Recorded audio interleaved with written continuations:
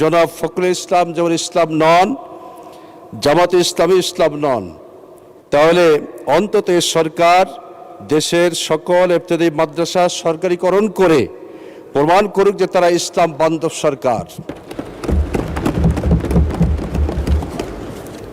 মাননীয় স্পিকার, প্রত্যেক জেলায় সরকারি স্কুল কলেজ রয়েছে, কিন্তু দুঃখজনক হলে সত্য এবারে যদিও কারিগরি ও মাদ্রাসা বিভাগে কিছু বাজেট বৃদ্ধি করা হয়েছে, কিন্তু ইবতেদায়ী মাদ্রাসাগুলোকে সরকারিকরণের কোনো ব্যবস্থা আছে কিনা আমরা এখনো বোধগম্য আমাদের হয়নি।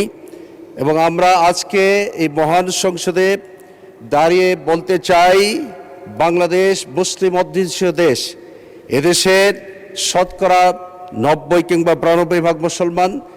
এদেশের আর্থসামাজিক উন্নয়নে মুসলমানরা যে ভূমিকা রাখে, তাদের প্রাক প্রাথমিক হিসাবে নৈতিক মূল্যবোধ শিক্ষা দান করা হয়ে থাকে মাদ্রাসা শিক্ষা ব্যবস্থাপনা থেকে।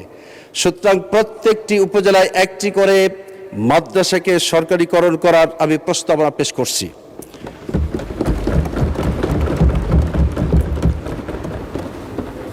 মাননীয় স্পিকার, একটা গল্প বলতে হয়, চাইলন এবং সূচ এর কথোপকথন।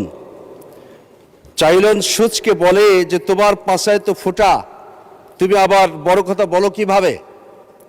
সূচ চাইলনকে বলে, চাইলন রে, তুমি শুধু আমার একটা ফোঁটা দেখো, কিন্তু তোমার পাছায় যে হাজারো ফোঁটা তোমার মুখে।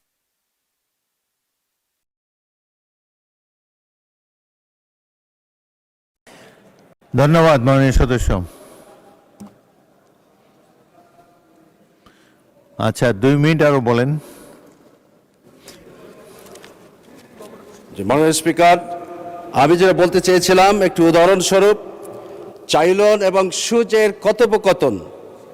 চাইলন সূচকে বলেছিল যে তোমার পাছায় তো ফুটা, তুমি আবার বড় কথা বলো কিভাবে? সূচ চাইলনকে বলে, চাইলন রে, তুমি শুধু আমার একটা ফুটা দেখে আশ্চর্য হচ্ছ, কিন্তু তোমার পাছায় যে হাজারো ফুটা, সেক্ষেত্রে তোমার কোনো নজর নাই। মাননীয় স্পিকার, মাননীয় সংসদবৃন্দ, এখানে যারা রয়েছেন সংসদ সদস্যগণ, আমি সকলের দৃষ্টি আকর্ষণ করতে চাই, সরকার এবং বিরোধী দলের সবাই মিলে কিন্তু সরকার ব্যবস্থাপনা, আমরা চাই যে সবাই সহমত পোষণ করে সকলের ভদ্রতা ভব্যতা রেখে মহান সংসদে আমরা জনগণের ভোটে নির্বাচিত হয়ে এসেছি কথা বলার জন্য, এলাকার উন্নয়ন করার জন্য এবং দেশের আর্থসামাজিক উন্নয়নে গরিব দুঃখী মেহনতি মানুষের জন্য আমরা কি করতে পেরেছি সে বিষয়গুলো আমাদের আজকে ভাবা দরকার।